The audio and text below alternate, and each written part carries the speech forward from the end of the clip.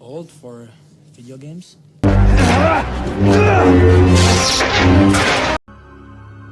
You have failed. The same way, I will destroy you. And my friend is truly dead.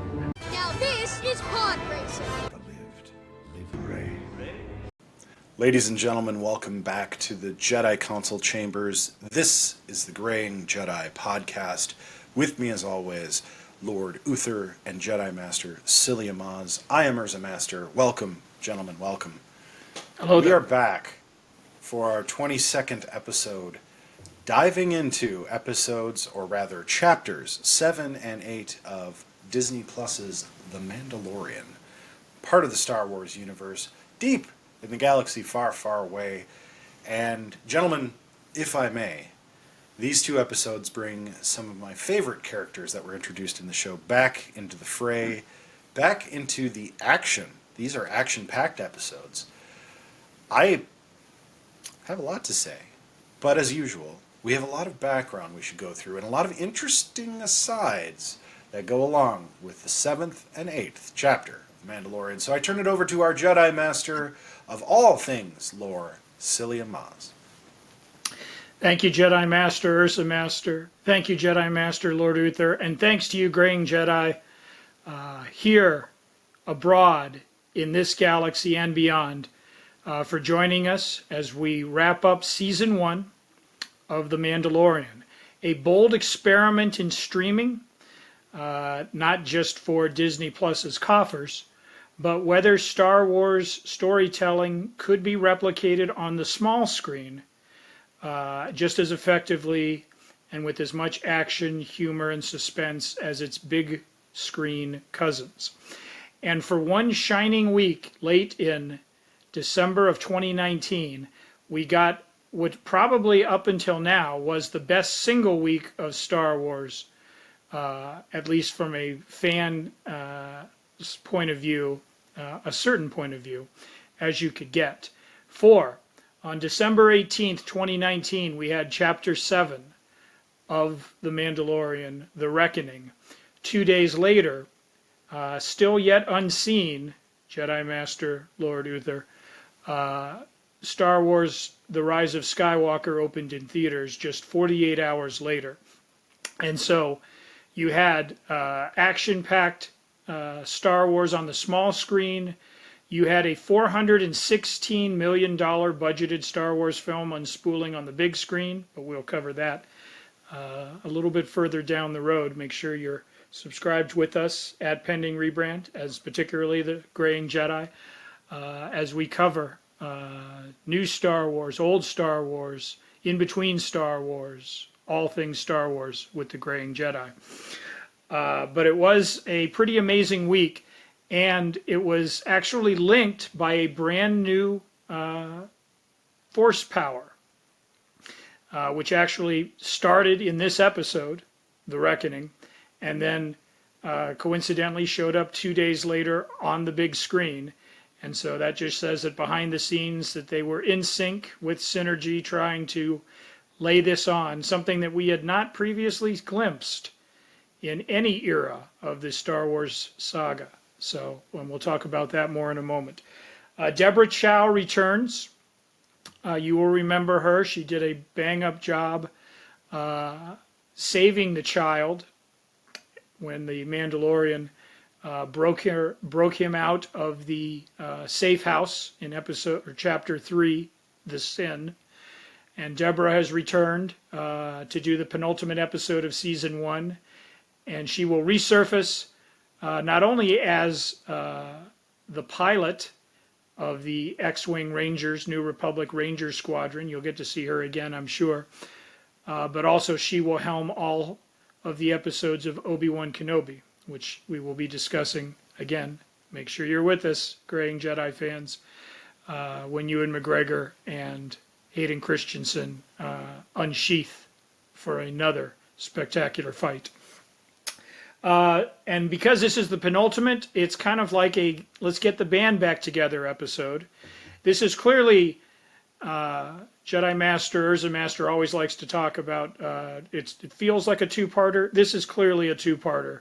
And in part one, we got to get all the players back on the board and set up for the conclusion. So we get Gina Carano back as Cara Dune. We get Carl Weathers back as Greef Karga. We get Taika Waititi doing the voice of IG-11. We get Werner Herzog as the client. And we get Nick Nolte as the Ugnaught Kuiil, who's still tending to his blurgs. And we go back to two of the planets we visited, Sorghum, as well as Kuiil's homeworld. I'm not sure if they ever actually mentioned that one. They might have in passing. And then we head back to Navarro for all of the fireworks.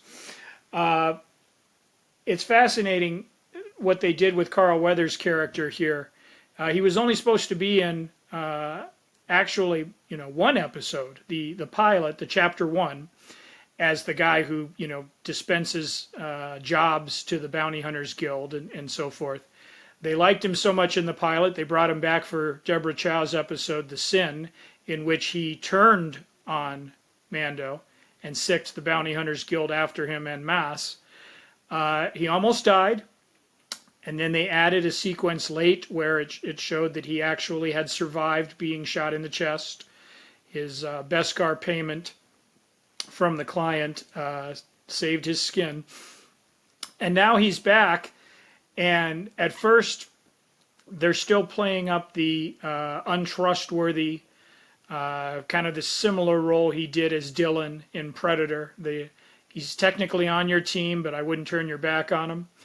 But by the midpoint of this episode, Chapter 7, they completely recast him, basically, as now a staunch ally. Team Mando, Team Child. And you'll know from future episodes and future seasons that turned out to be a wise move and a very welcome move. I could have easily spent another couple of years having the Bounty Guild harassing Mando and the Child and chasing them from spaceport to spaceport. But what I liked about this first season, and it becomes apparent as you watch, as we will go through the further seasons of The Mandalorian, the narrative that they created, which is a man who used to follow the rules, breaks them at great personal risk, and then ends up having to, basically battle half the galaxy in order to get what he wants. That basically gets resolved here in these final 2 episodes. It gets wrapped up. We'll shoot ahead briefly just to say that the Bounty Guild storyline is resolved. Greef Karga turns from opponent to ally. And so you see that the first season just has its own complete storytelling module. What happens then is at the end of the Chapter 8, we get a brand new launch point, jumping off pad, for a completely different feel for season 2 and what motivates and drives our characters. And so as a writer, as a viewer, as a fan, I couldn't see the whole forest from the trees when this was there because we didn't know what was coming down the road. But now with the benefit of hindsight, I can see how clean this was and that they were able to tell a complete story with the 8 episodes, 5 of which of this first season, 5 of these chapters are, directly related, serialized. You could just watch those episodes 1 through 3 and 7 and 8, those chapters back to back to back, and you'd get a complete story. And then, as Jedi Master Lord Uther said, we had a couple of side quests, saving villagers from the Marauders, tracking down Shennik Fand with the bounty hunter, breaking a prisoner out of a New Republic barge. So those 3. I think one possibility that they could have explored that they chose to go a different route was that you would have this sort of, again, we referenced the A-Team, where you just have a mission of the week. Mando and the Child swoop in, and here is injustice that needs to be corrected in the galaxy, whether it's from Imperial remnants or greedy slavers or what have you. He fixes what needs to be fixed, repairs what is broken, and then jets off in the Razor Crest for another adventure, another payoff, et cetera, et cetera. They played with that, and then they landed on the storyline that we'll mention here when we talk about Chapter 8 shortly. And like I say, I could have gone either way. I'm very happy with the direction that Favreau and Filoni have chosen, and I think it suits the characters and our love for them well. In this particular one, I mean, like I say, there's just so much coming at you.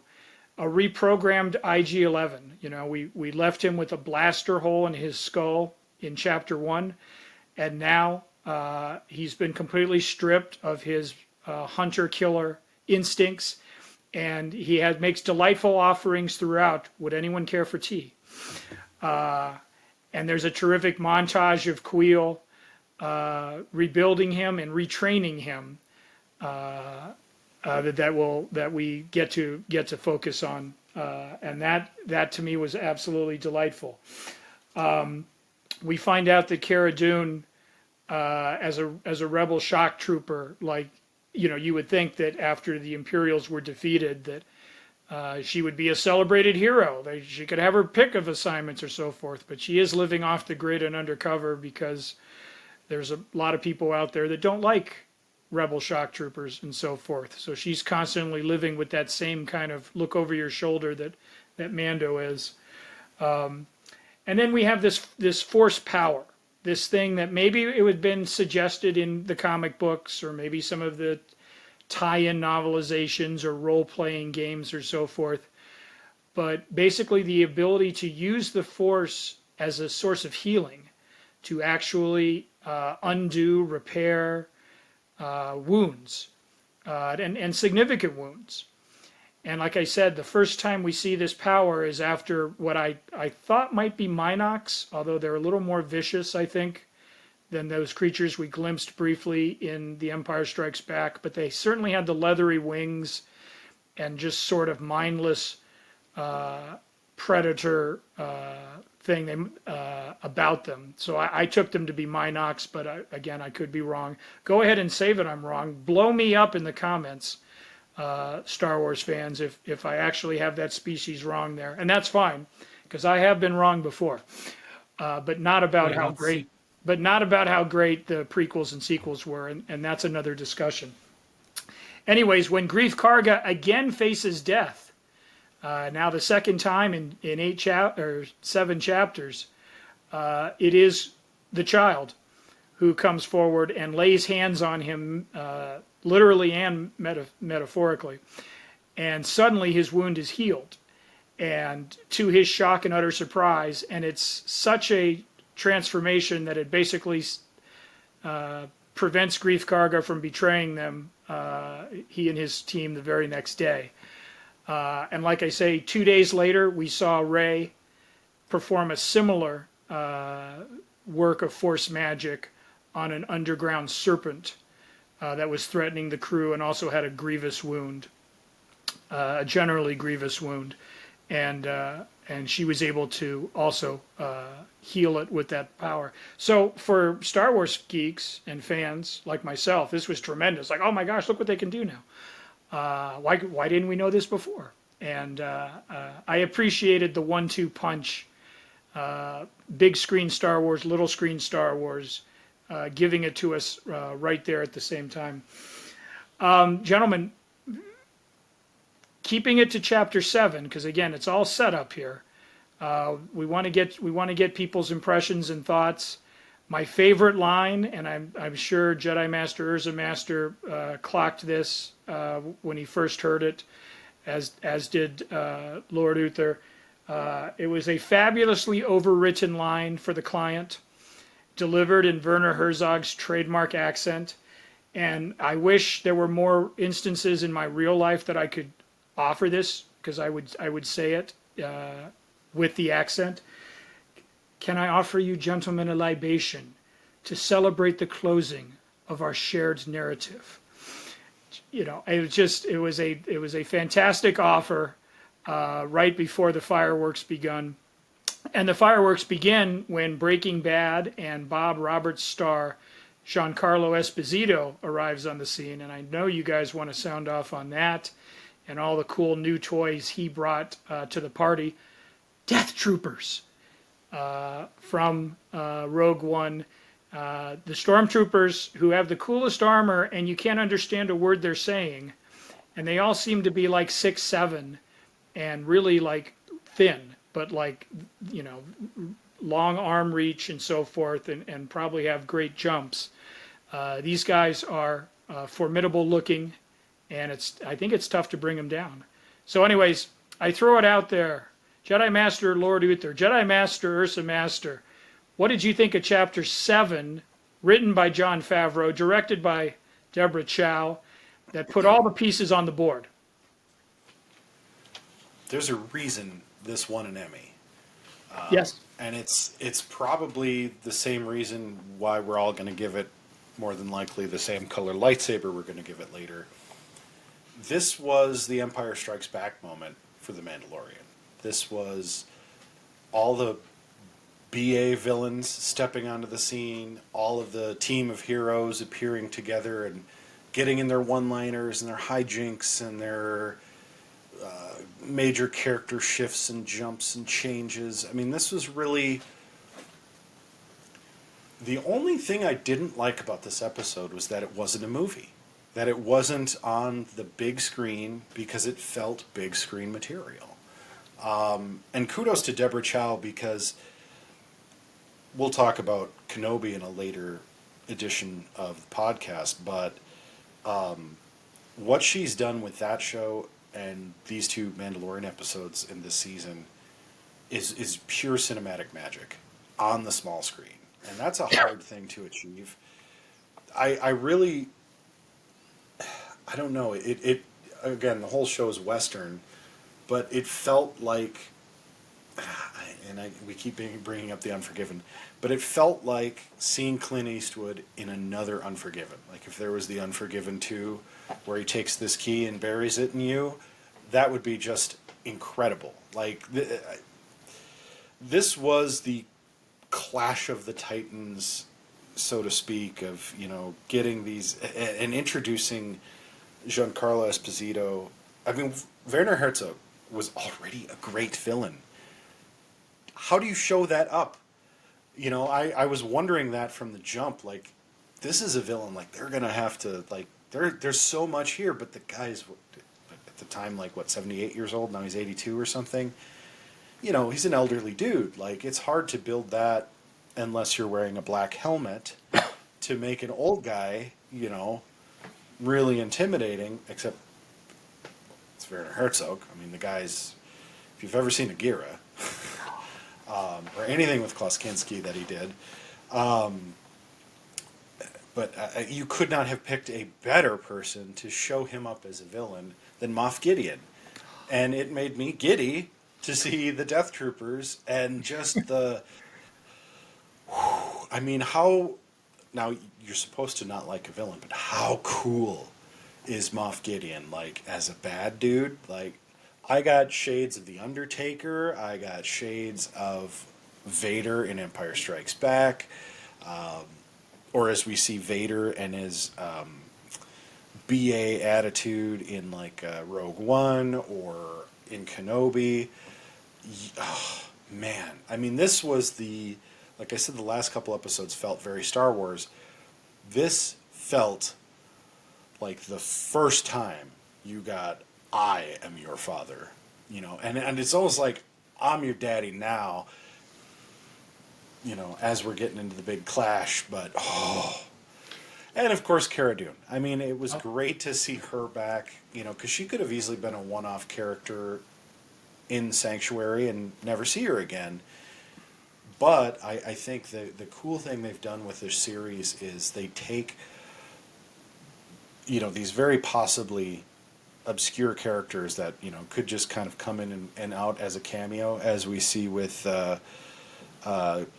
very funny comedian in the first episode, Brian Posehn, who's driving the speeder, easily could have just been an in and out 3 minutes of screen time, you know, kind of so many of those, and they make it something bigger and more meaningful.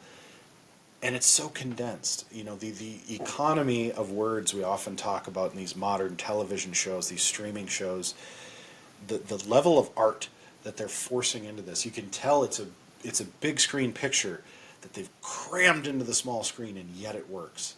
It's like really distilling down what makes it great without fleshing it out and making it almost too long.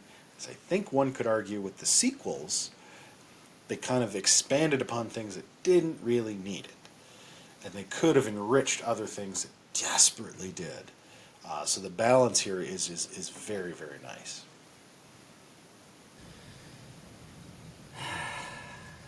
Where do I begin? I believe, correct me if I'm wrong, the healing thing for Jedis, I believe first comes about in the Super Nintendo game, The Empire Strikes Back. Okay. So they finally took that, and because I remember taking it as a force power, because you could pick certain force powers, and I remember taking heal, and it had never been mentioned before. So that was something that actually had come about from the Super Nintendo game. That's so awesome. I do like that they've incorporated that into, you know, the series itself, which I think that's something we've been talking about a lot with, you know, these new Star Wars series, and even with like Picard Season 3, which I know we keep talking about for the Warp Core podcast, which if you click on subscribe, you'll have access to everything on the pending rebrand network. We'd love to have you along for the ride and the journey. But you know, we've even seen that it's fan service, but it's not. And I say this all the time, but it's not cheesy. Like, it fits perfectly in with the story, and I think that's very important. I think that's something, and I think they're very cognizant of that, in my opinion. I think that's something we continue to see. I like the Krill. Did I say his name right? Because I always feel like Queel? Yeah, I always stumble on that one. I think it's Queel. Yeah. Queel. I like that tension that he had with Kara. I thought that was a pretty cool thing, because, you know, when they all get on the ship or whatever, they should all be getting along. This is one big happy family, and it's not. And I really appreciated that. I like that little twist. So I thought that was, again, something else that was done masterfully in a sense. IG-11, who makes these IGs? And if you're the Empire, or if you're the Republic, why don't you go into those people and saying, I want 1 million of those, As opposed tomorrow. to battle droids, yes. Yeah, I mean, this one guy takes out all these stormtroopers. It's incredible, which is the next episode, though, right? Yeah. No, that's so fine. that's going to be episode 8. So I'm jumping ahead, but I would love to know a little bit of the backstory of the IGs, like who makes those. I would like to see that at some point, maybe even if it's in a comic, and maybe it is. For all of our fans out there, if you know the backstory of the IGs, drop it in the comments. If there's a comic book, can you give me a link, please? Help me out. I would love to read about it. But man, these IGs, and it's so funny because when you see IG-88 in Empire Strikes Back, you're like, it's just some droid standing there with all these other bounty hunters. What makes them so special? And you see this, and you're, yeah, that's what makes them special. So I love that too. Here's my question, and maybe go ahead, Jedi Master Psyllium Maas. It looks like you want. I wanted to jump off from where you said about the tension, because not only does Queel admit that he fought for the Empire, or at least fought on their side, which naturally, because he was forced to. Because yes, exactly. Like, so that brings some natural tension. But what sparks some of that dissent is the child interfering with their arm wrestling match.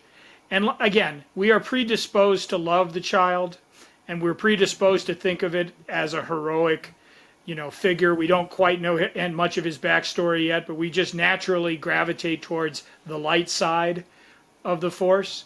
But here, the show reminds us, in a way that feels natural, that he can be pushed over as well as all of our Force sensitive characters, from Luke Skywalker to Rey to Ben Solo. And I loved how, even though we're not going to think of him as a villain, we see him doing wrong, and he thinks he's doing wrong for right, which is just what Anakin and all these others did. There was a lot to unpack in that brief moment of sort of, again, what if the child didn't turn out with proper guidance and parental guidance? So I loved that moment, especially contrasting it with the healing he then does to Grief Karga, a few minutes later. So you could even say, and this is going, like, looking back on it, right, from what we already know, has he made a choice?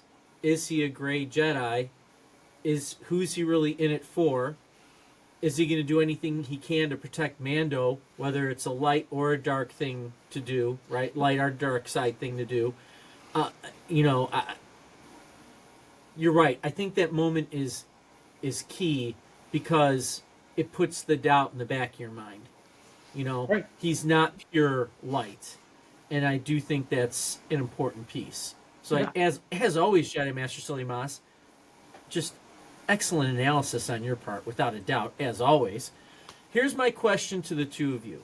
And Jedi Master Psyllium Maas, you might know this better than myself, or Jedi UrzaMasters of Jedi Masters. Did they know when they made 7 and 8 that the series was going to come back? And I ask that because did they know that episode 7 and 8, did they know that they were going to get a season 2? Because wouldn't it have made more sense to make episode 7 the season finale and let episode 8 start the second season? I see what you're saying. Because to me, it looked like, and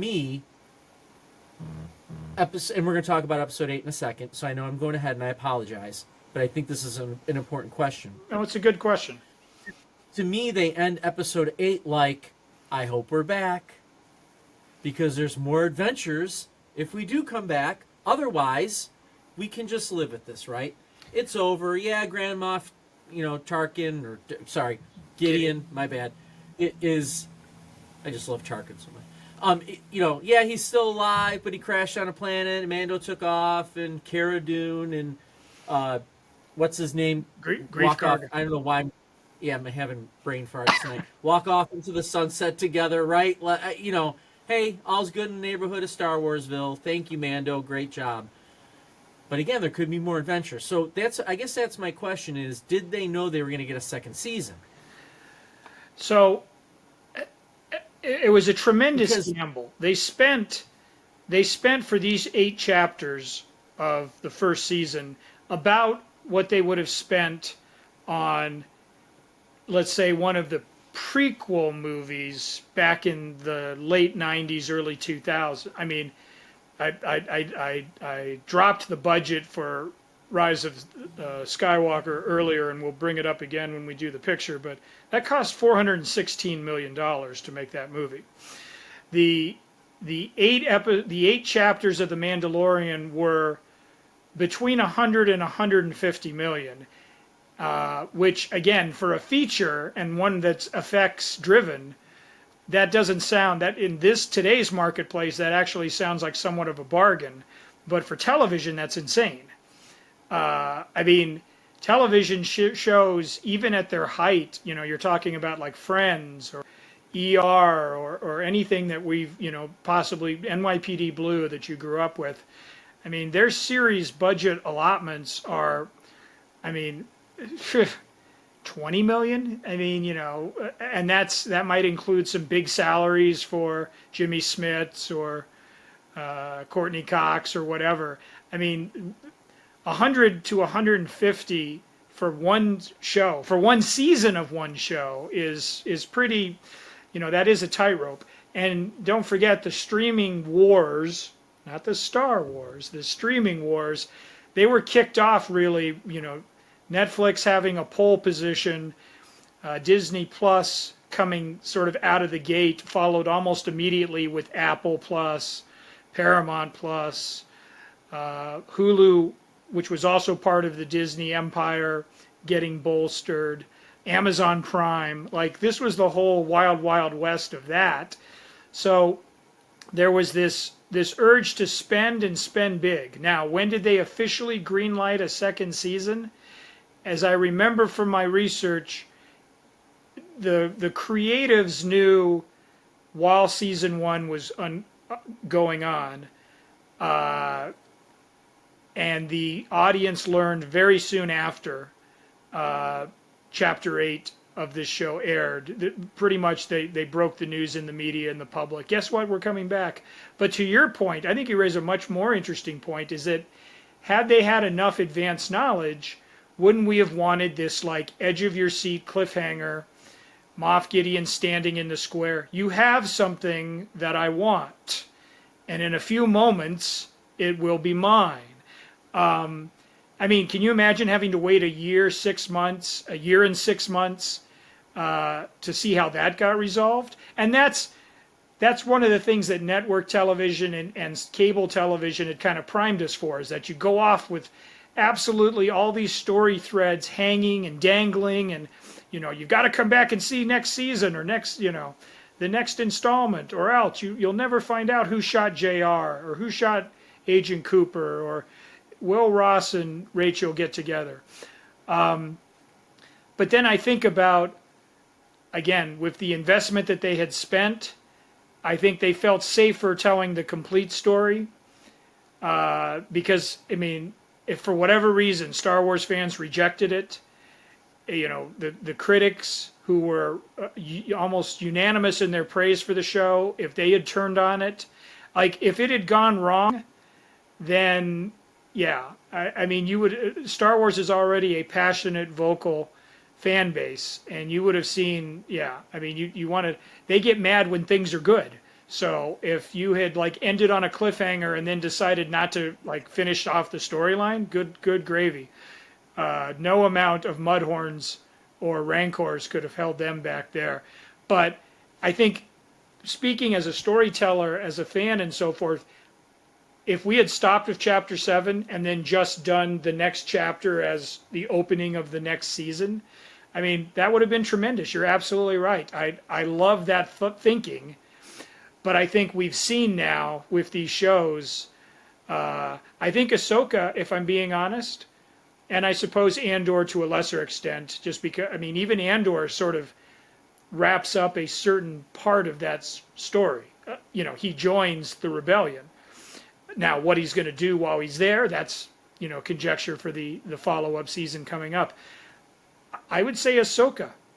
Ahsoka is the first Star Wars show to literally sort of leave you with a cliffhanger and leave you with a bunch of threads where you're like, I don't know what's going to happen next. And we had to wait about 6 weeks or so after it aired before they finally came out and said, yeah, we're making season 2, don't fret. But I think they were sort of risk averse, right? I think they were scared that if they played around too much with an audience and tugged on those suspense strings and heartstrings too often, that maybe there'd be a backlash and people say, I don't need this, forget it, blah, blah, blah. And they desperately wanted to keep their subscribers happy. So I think it was a business decision. It may not be our favorite creative decision, but I don't think it ruined the show. But I just think your idea of making us wait, an extended spell while Moff Gideon taunts them from the courtyard square. I mean, goodness. I mean, we just would have been going out of our minds. It would have been like the end of Empire Strikes Back. Is he really Luke's father? Is Han Solo trapped in carbonite? What did Ben Kenobi lie to Luke? So, I mean, that would have been tremendous. Empire is so powerful. I mean, that's an excellent point by you again, of course, which is why everyone listens to the Graying Jedi podcast. I think that's one of the things that makes Empire so powerful, is we have all those questions at the end, and we're waiting for that. And in my opinion, and UrzaMaster, I'll throw it to you in just 1 second, because I just want to get this one last thought out. Otherwise, I'll forget because I'm so old. And gray. To see Moff, to see Moff Gideon standing there. If we would have ended with that, in my head, when I saw him, I'm like, wait, this guy's a Force user. Why? Because his chest looks like Darth Vader, so he must be a Sith or he must be a Force user, right? And that was, and maybe he is. You're only going to find out, they're Graying Jedi listeners, if you stay with us and subscribe and share everything out. You'll find out. So I think that would have lent to the suspense a little bit more too. But with that, Jedi UrzaMaster, what are your thoughts? Allow me to take a counterpoint Go ahead. and harken back to television of yore, when TV series didn't end on cliffhangers every season. They just wrapped up the show. It may be back next season. It might not be. This might be the last episode of Star Trek, the original series. End of season 1. And they just go off on their merry way, on their 5-year adventure. I actually really like ending it as a sort of curt ending that, yes, you can do more with. You don't have to. It's not a gamble to me. They may have known we're going to do season 2, but I like the idea of having a complete story and feeling free to take it in a completely new direction come next season. I think we see that as we get into later seasons of shows that do it well. I think season 3 has done a fantastic job of this, of kind of not like a soft reboot almost of the content of what's actually going on, recentering like this is where Mando now fits into the Star Wars canon. And I think you've seen that in other successful sci-fi shows. I think that I go to Stargate and SG-1. They could have left the second movie as just like, all right, this is just how this program starts, and then maybe or maybe not, there's a TV series that follows. Of course, the TV series that followed went all over the place and did some amazing things, which I'd love to do a Stargate podcast. I'm hoping that's in the cards one day. But I think of shows like that do that successfully, that could sort of leave you with that, and the journey continued. Dr. Sam Beckett never did make it home. He's still going, or went until he died. Mando was a Mando until Mando stopped Mandoing, and that's why Mando is no longer Mando at some point. I kind of like that idea of closing off into the sunset, and that nameless rider could come back someday, may not. I think it's a nice way of ending it. I think it's very Western, and I'm a big Western fan, particularly of City Slickers 2, Legend of Curly's Gold. Legend of Curly's Gold. But I also think of things that obviously set up the next segment of the story. Case in point, if you can see up here, General M. Bison, Raul Julia, rest in peace, Street Fighter, the greatest movie of all time in all of human history, set itself up perfectly for a wonderful Street Fighter 2 sequel. And of course, Raul Julia died shortly thereafter and put the kibosh on that, even though the film was wildly successful. And I believe everyone at AFI is sort of thinking this, but hasn't ever said it, that it's the greatest thing that humans have ever produced ever. That being said, The Mandalorian could have ended after 8 episodes and would have left me feeling fantastic. And I think it's not a bad way of doing it, even if you knew we are going to continue this in some shape or form, whether it's with the Book of Boba Fett or worming Mando into whatever story arcs you're telling in the future with whatever ragtag of people you're trying to set up for the future of the film franchise. I think it's good. And I think it's a refreshing change from what feels very formulaic about television. There's all of these shows out there across many genres that feel like they have to set up some sort of big cliffhanger every season at the end. I'm not pointing fingers at Supernatural because I loved that show, but it seemed like every season had to end with that sort of denouement of, oh, and here's the next big bad. Tune in next time. It's like, really? Like, can we just maybe leave it a little more ambiguous, leave people guessing? I feel like you're it's like movie trailers. They give a little bit too much away when it should just be a very brief, very like tertiary glimpse of what this might be about. To me, that drives more interest than seeing like, here's the 5 explosions that are in the next Transformers movie. You're gonna love it. Real quick, just real, because I know we're gonna jump to the next episode, but I love what UrzaMaster said about dropping Mando into other. They could have done that because that's the beauty of he can never take off the helmet, right? You could have dropped him in anywhere. You didn't need Pedro Pascal to come back and play him in a sense. All you needed is his voice, and he could do that from anywhere. See, there he is right now. I mean, perfect. Wow, and he's fighting Darth Vader. That's amazing matchup there. Just give Mando that Darksaber, and it's all good. Fan But service. yes, that is a good idea. All right, Jedi Master there, Psyllium Maas, take us away with. I'm just glad that I Close live in a this out. world where Jedi Master, UrzaMaster, if you ever looked at his list of like the 10, Holy Grail, 10 Commandments of cinema, that, number 2 might be Citizen Kane. Number 3 might be Truffaut's The 400 Blows, but number 1 would be Street Fighter from Stephen E. D'Souza in 19. I love that world. I'm in that timeline, and I'm all here for it. Chapter 8 and the season finale, the conclusion to our first season tale, is called Redemption, and you can pick which character gets redemption, because there's actually quite a few of them. It aired on December 27th, 2019. It was written by Jon Favreau, as he had done all but 2, so this would be his 6th of the first season.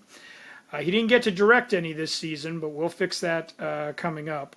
This one was directed by Taika Waititi, who, of course, did some great work in New Zealand filmmaking with What We Do in the Shadows, which then became the basis of a hit FX series. He did The Hunt for the Wilder People with Sam Neill, which was a delightful, underrated gem you should certainly check out. He's done, since then, Jojo Rabbit and Next Goal Wins and so forth, and he's done 2 of the Thors for the Marvel Universe, Ragnarok and Love and Thunder. And his style can best be approached as he can give you action beats, and you guys can sound off on how he handled the big action beats of this one. There's a lot. But he also likes to inject whimsy and humor and little offbeat moments that typically are not part of the Star Wars menu at times. Like, we keep forgetting how much we're invested in the mythos, the Force, the gravity, and the stakes at which the universe is being jostled over. But we forget that, you can have a little fun too. To have 2 biker troopers sitting there just BSing before they can finish their daily workload. Although, and voiced by Jason Sudeikis and Adam Pally. I have to say, there was a great disturbance among Star Wars fans when they started taking swings at the child, whom they had abducted from Queel, who we were uncertain of what his fate was, but learned in this episode that he is indeed tragically been gunned down just shy of reaching the Razor Crest. If it's any consolation, IG-11 comes to the rescue and starts unleashing that assassin droid that we thought had been programmed out of him, but you can't teach an old droid new tricks, apparently. Gentlemen, I'm going to throw just a bunch of markers out there. You guys seize on the ones like a great white shark might go after chum or be attracted to the surface and then shot with a barrel.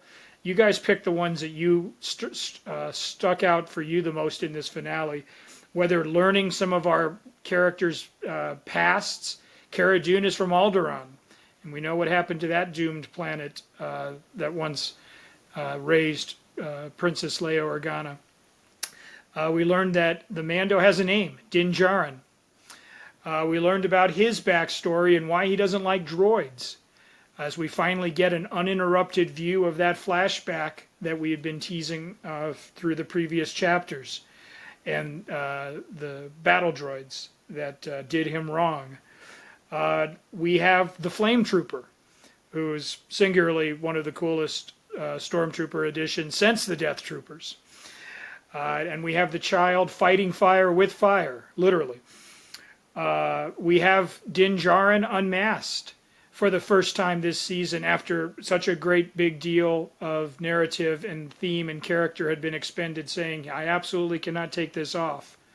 And then we finally get a glimpse of a vulnerable, afraid, and wounded Din Djarin, not the cool, cocky, confident bounty hunter, but somebody who's in a, deeply fragile place, obviously physically at death's door, but also anguished that he won't be able to protect the child anymore, or so he thinks.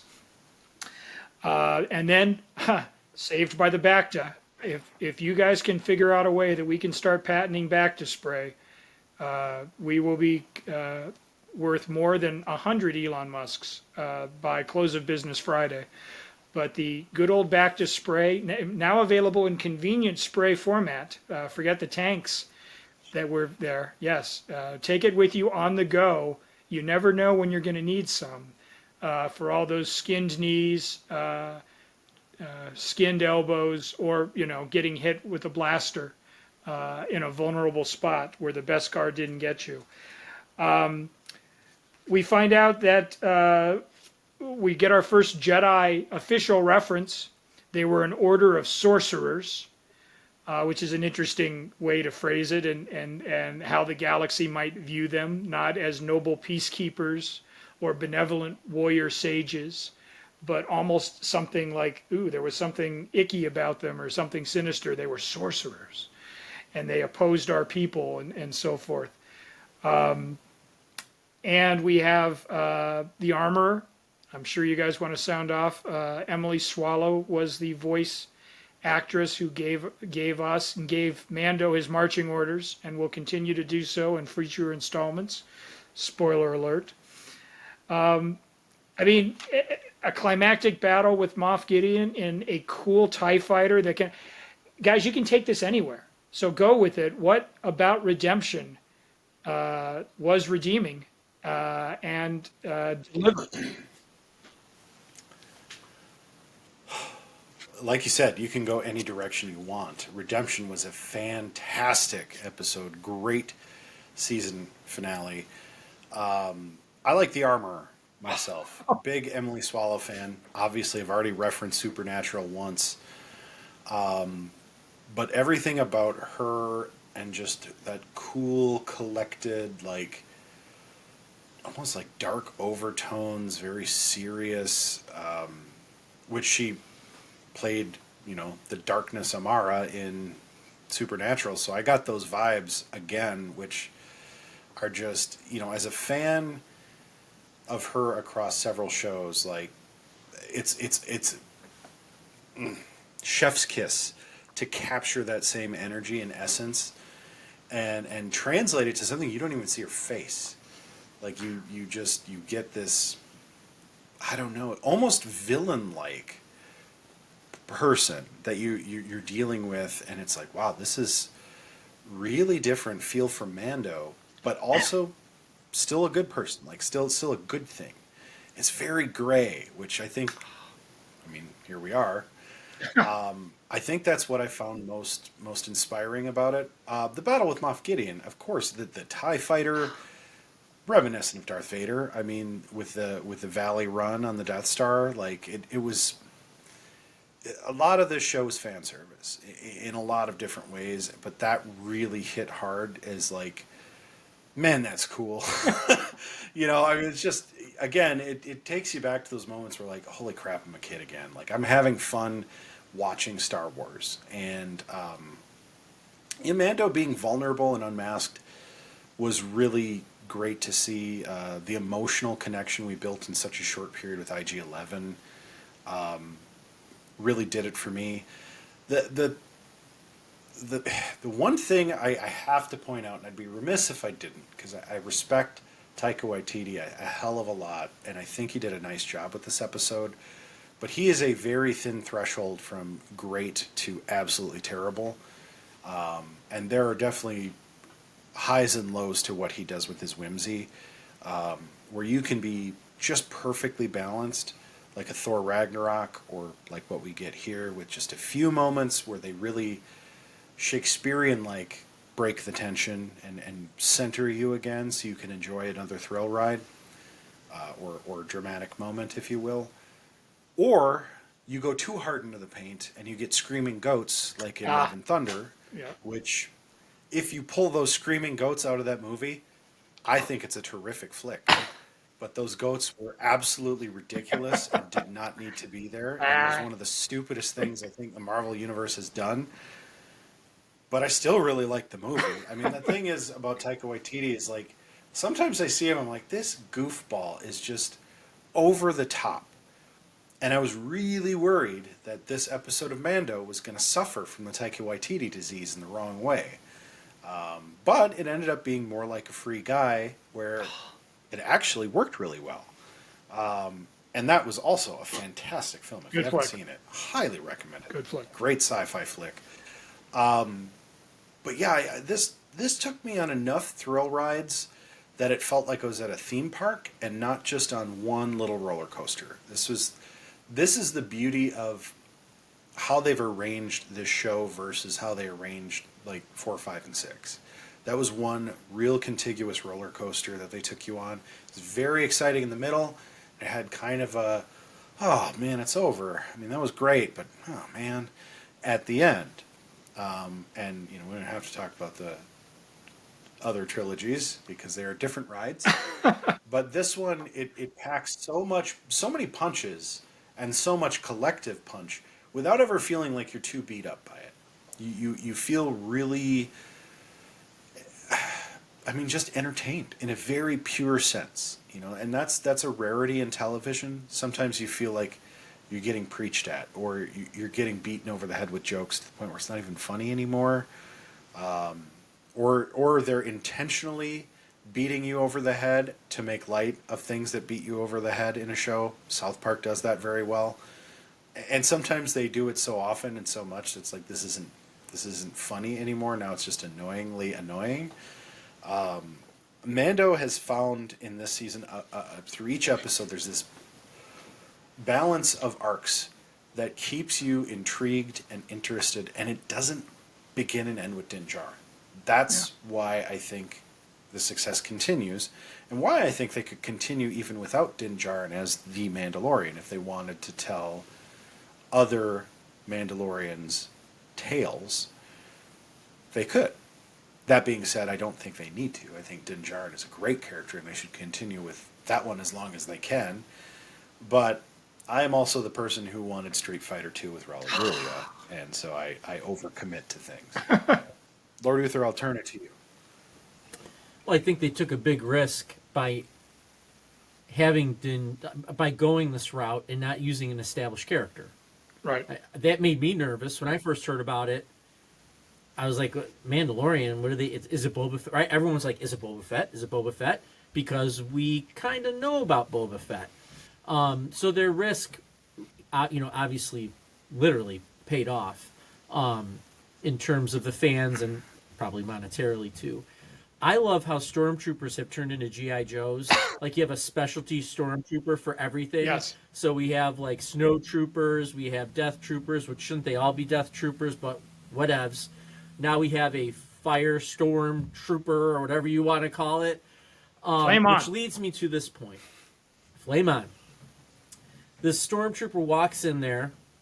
He's going to light the town or the bar or the tavern on fire. Starts doing so. And we see the child stop it and throw it back. And at that moment, the first time I saw it, which obviously when I've watched it many times afterwards, but watching again, this hints at, and this is a question I can throw to you guys, did he have training at some point?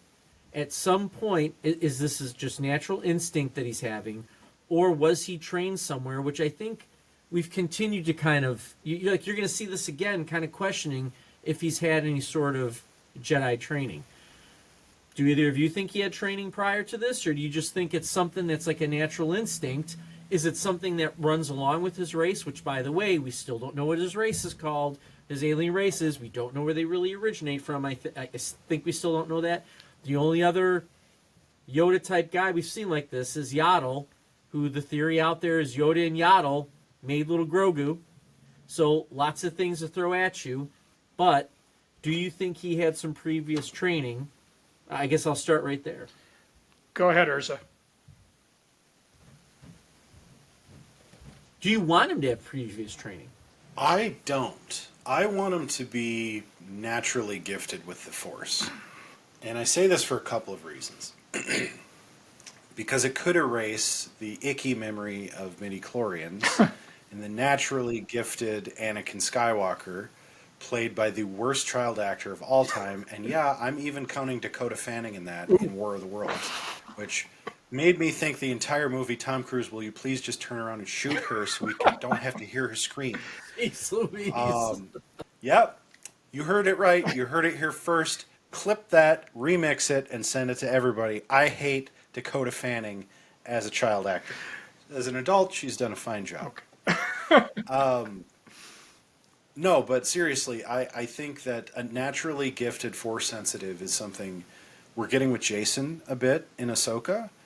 And I would be really impressed to see this play out with Grogu in the sense that, like, maybe his people are gifted, you know, and that's why Yoda and Yaddle are so influential with the Force. That's why their race potentially may be, you know, the foundation of what becomes the Jedi later. Now, we really don't know at this point, at least in the movie universe or the canonical film and television versions of Star Wars, what was the origin of the Force? You know, was this first channeled in a humanoid, or was it some sort of an alien race? Was it Grogu's race? We really don't have a clear answer on that.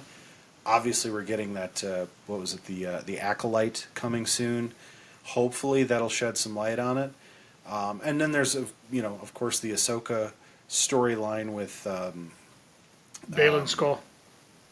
Baylan Skoll, thank you, who's driving at potentially, you know, what in this other galaxy far, far away, what may be the origin of the Force there, where the Jedi are supposedly from. I just love where that's all headed. I love that they're tackling kind of an unanswered question from the original trilogy that really kind of begs an answer. You know, and if there are these sacred texts that Yoda's like, F that, lightning, you know, who wrote them? And where did they really come from? We still really don't know, which could, and I really hope does, bring Mark Hamill back into the series as an old man, finding these sacred texts, you know, post Rise of the First Order, but before meeting Rey. I really think that would be a compelling storyline to tell. You know, Luke Skywalker on his mission to become a Force hermit, I guess, if you will, like Yoda did. That could be a compelling story. I mean, because that would mirror not only Yoda, but also Obi-Wan, you know, and to some extent maybe Ahsoka. That would be a good, I mean, Dave Filoni, I know you watch, you know, Felonious Monk and I, we go way back. Please make that happen, because I think Mark Hamill is at the right age that would be fun to see. But, you know, I think there's just so much that could be done with a naturally gifted Force user who's never been trained before, up until he gets trained, I guess. And then that also lends credence to a person like Sabine Wren, who had some training but really wasn't Force sensitive, but started to grow in Force power and move towards a more capable Force user. And then you could argue that, yeah, some people aren't naturally gifted, but they can learn. Some people are naturally gifted, and it just comes so easy they don't need to learn. That is pretty damn cool. Like, that's kind of always been the dream of the Jedi. Like, some people are just BA to begin with, and then you get, you know, BA non-Force users like Han Solo or Din Djarin, potentially. Maybe he's a little Force sensitive too. Who knows? I think if he had any training, and not to spoil anything, but we will maybe get a glimpse of the child before he crossed paths with Din Djarin, and where he may have been hanging out and spending some of his free time. I think it's very rudimentary. Like, we've never even seen him handle like a lightsaber, for example, or things like that. I think he instinctually moved to protect he and his friends. And I think it kind of plays back a little bit with the choking of Cara Dune. Like, he could have, sent the fire over across the room out of harm's way or so forth. But he not only repels it, he says, all right, here, I got your fire right here, Scarecrow, and pulls a Stephen King fire starter on the poor flame trooper there, which Disney Plus handles tastefully. We don't see a charred stuntman running around in 5 minutes covered in flame retardant gel, like screaming, ah! That might have sent the kids out of the room there. We do get the immolation of IG-11 in a moment that should come as no surprise to anyone who's watched Terminator 2 Judgment Day or Alien 3 or anybody else who ends up getting consumed by molten lava. But even that, isn't that just a silly childhood thing? Like, don't step anywhere, there's molten lava. I love that Navarro has rivers going crisscrossing the planet and underground, and it's just hot molten rock. It's just it goes to the 8-year-old in all of us, I'm sure. And Din Djarin, again, I hate droids. Don't let him fix my ship. Don't let him near the kid. And then at the very end saying, no, we need you, da da da. How about that fairy droid, which is like sort of an astromech, but then has limbs? Right. Has anyone ever imagined, what would R2 look like if he were 6'3"? Like, that was pretty entertaining. Again, whimsy without being hand-wringing, awful. And then I think to spin it back to Lord Uther, because he mentioned this a couple of episodes ago in terms of bad parenting. And clearly Din Djarin, as the Mandalorian, through this first season, has not really known what to do with a foundling, a youngling. But now he's been given this task, right? The Armorer said, he's set up season 2. You need to take this foundling back to its race. You need to reunite it. Me? What do you mean? Me? She goes, no, it's in your care. This is the way. But I think that arc that you were saying about how do I be a dad? How do I be a father, a teacher, a mentor, a protector? Well, we're there, right? I mean, we've reached that point now where that journey is still ongoing, but now it's wrapping your arms around it. It's not locking him in the closet. Here, stay here, don't go anywhere.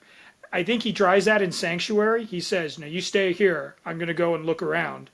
And then we cut to like a scene later as literally the Razor Crest ramp descends. We cut back from the point of view of the planet. There's Din Djarin standing there ready to descend, and there's the child. He's already disobeyed him, and he's like standing there, and then he's like, all right, what the hell, let's go. But talk briefly again. I mean, that's really the arc, right? It's like, I guess I'm a dad, and I guess I'm okay with that. And my work-life balance may need some finessing, but yeah, this is what I'm supposed to do, and that's where season 2, the storyline now becomes its own unique narrative thread. I'm no longer being hunted down through half the galaxy. Now I have to go and get this kid back to his home, or at least his people. Yeah, well, and when she says that to him, I almost feel like something clicked within him. Like, yeah, this makes sense. This is that's what I've been doing. I've been fatherly this entire time, and it's what happened for me at one point. So it's only natural that this should obviously take the course the same way. I do like the reference about back to your reference about sorcery. Yes. Sorcery. Whatever. Okay. Sorcery. Trebek. But I like that because that's a reference to episode 4, where one of the Grand Moffs, right? Is that what they're? remember how they were all sitting in the room on the Death Star, Right. and he's like, Vader, we're not your sorcerous ways. So this idea that it's sorcery, or even Quill saying, or no, was it? Yeah, the rumors. I've heard of this before, like these rumors of having like magical powers, which us as the viewer were like, wait a minute, and we've kind of talked about this before as well. Everyone knows that there's Jedis, right? Like that should be all over the galaxy. But we've had that discussion where who really knows about it now? Like, does anyone truly know? And even, Han Solo saying it's a bunch of mumbo jumbo made up stuff. So it's kind of cool that we continue to see the reinforcement that not everyone knew that there were Jedi. And on these planets, it was just kind of rumors of that kind of stuff, that they weren't everywhere. And I think that was something else that needed to be done.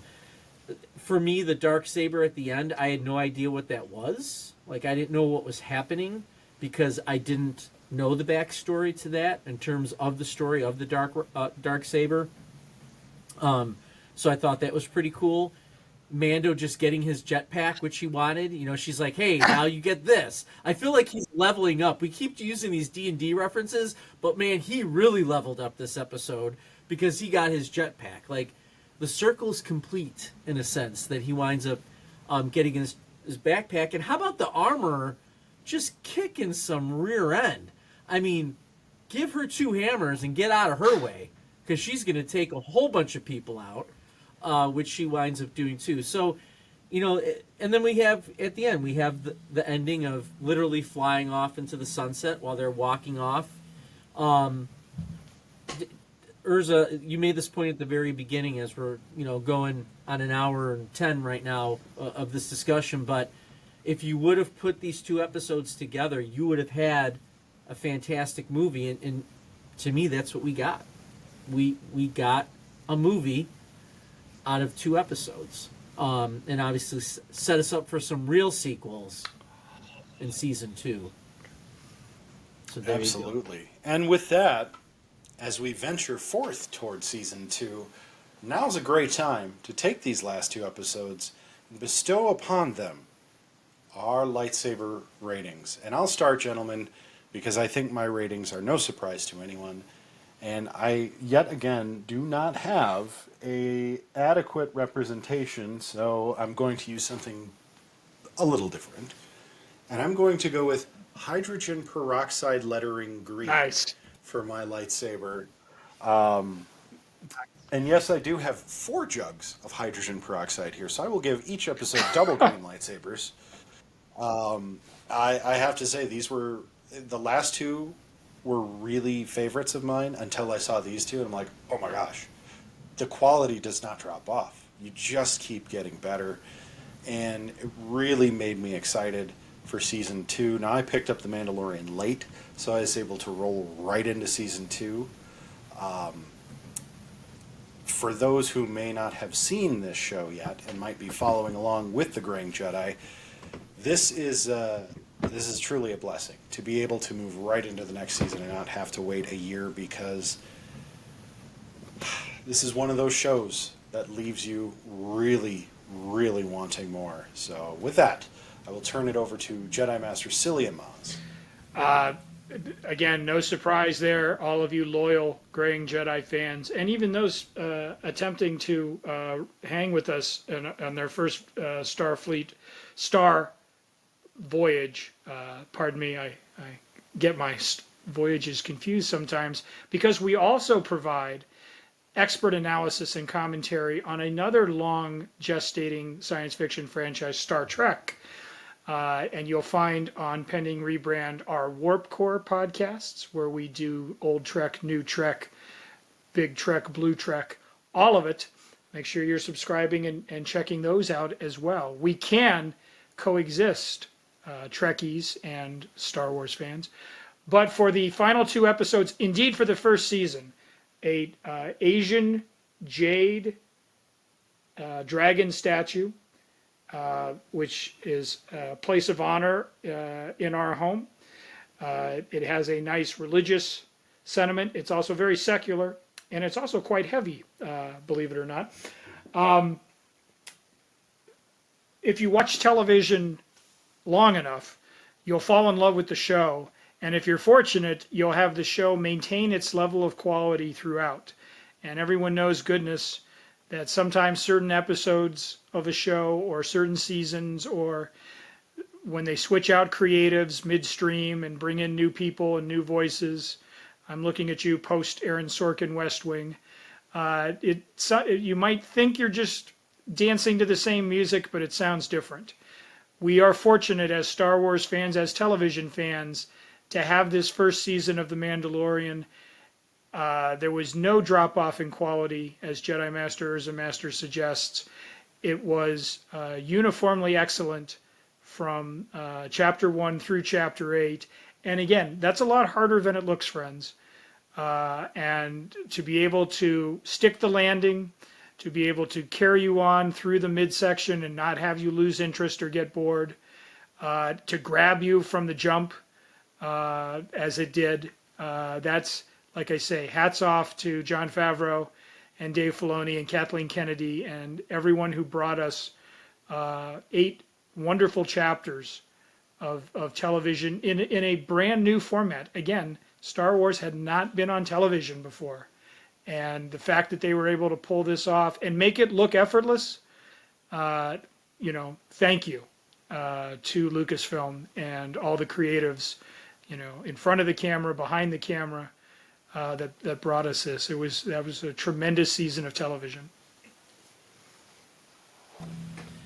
Obviously, UrzaMaster has all that hydrogen peroxide around so he can wash away the vast infection that came about from Rise of the Jedi, or whatever the heck that movie's called. I don't even want to. Anyway, true believers, I'm going to go with Grogu Green, which is only appropriate for these last 2 episodes. I refuse to open this up. I refuse to do it. So I'm just going to have to point out, I even got a little Grogu right here looking all innocent. So it gets Grogu Green for me.